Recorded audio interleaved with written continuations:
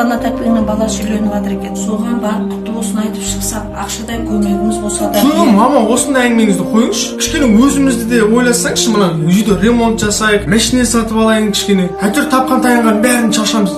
Енді балам. Мама, қойыңыздаршы болды. Bir нормальный шай іше алмаймыз осы үйде бар ғой. Надоелсыңдар, кеттім.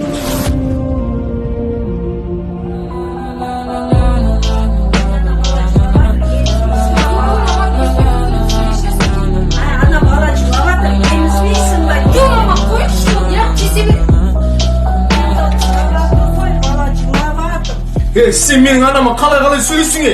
Ей, сен өзің сыйламаған шешеңді маған қалай сыйлатпақшы?